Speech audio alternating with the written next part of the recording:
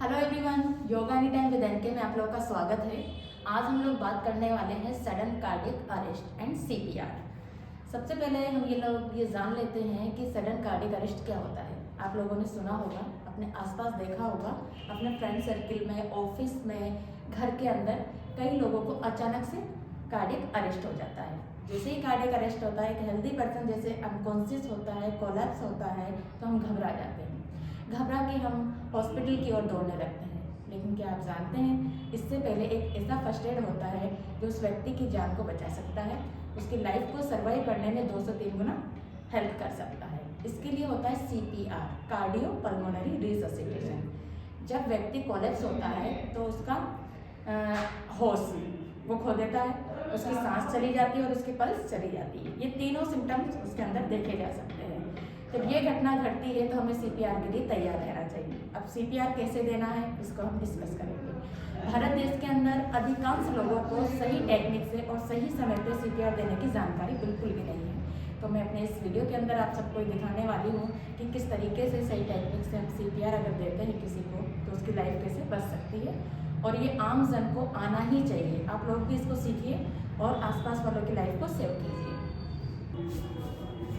तो मान लीजिए ये पेशेंट है और ये सडनली कोलैप्स हो चुके हैं, अनकॉन्शियस हो चुके हैं। जैसा कि मैंने आप लोगों को बताया था कि अगर कोई पेशेंट कोलैप्स हो जाता है, बेहोश हो जाता है, तो उसको किस तरीके से हमें असेस करना है। देखिए, सीपीआर के 3 कंपोनेंट होते हैं, ACT।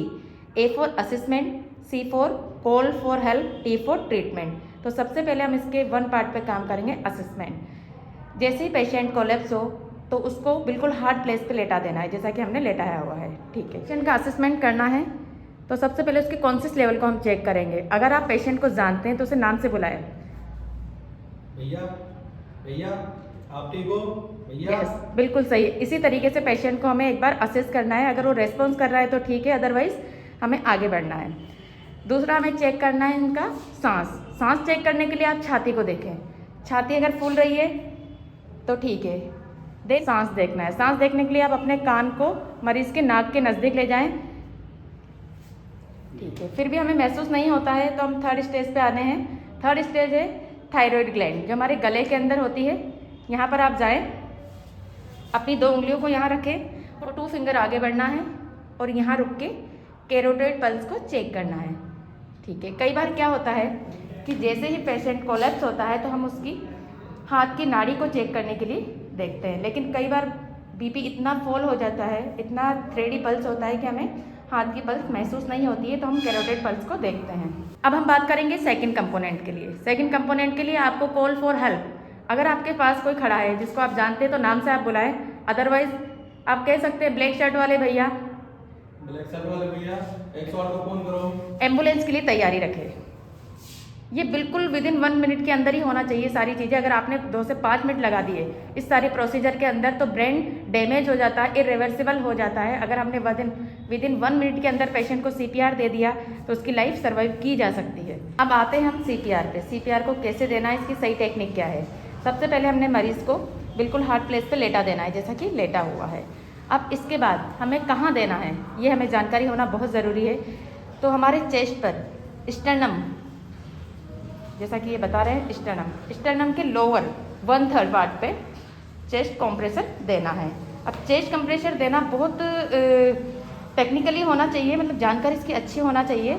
एक्चुअली कंप्रेसर जितने अच्छे आप देंगे उतना ही पेशेंट को फ़ायदा होने वाला है। जो व्यक्ति चेस्ट कंप्रेसर देने वाला है उसे अपनी पोजीशन को देखना चाहिए। जैसे कि आप बैठे हुए हैं घुटनों के बल, आपको उठना होगा, पेशेंट की चेस्ट पे ऊपर आपको आना होगा।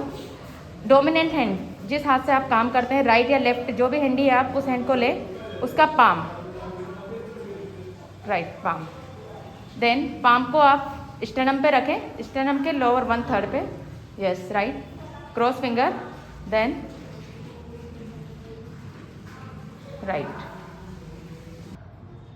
चेस्ट कंप्रेसर बहुत इंपॉर्टेंट पार्ट है इसका, इस टेक्निक का। इसके अंदर हमें 1 सेकंड में कम से कम 2 कंप्रेसर देना है, यानी कि 1 मिनट में 100 से 120 कंप्रेसर होना चाहिए। ये पोजीशन आप देख सकते हैं इनकी, क्योंकि हमारे पास डमी नहीं है तो हम इनको प्रैक्टिकली इस तरीके से नहीं बता पा रहे हैं, लेकिन आप उस पर बता सकते हैं। जो हमारे पास डमी अवेलेबल नहीं है तो हम आपको इस तरीके से बता रहे हैं कि ये पिलो है, ये स्टर्नम के लोअर पार्ट पे ये कंप्रेसर दे रहे हैं और 1 मिनट में इनको कम से कम 100 से 120 कंप्रेसर देने हैं।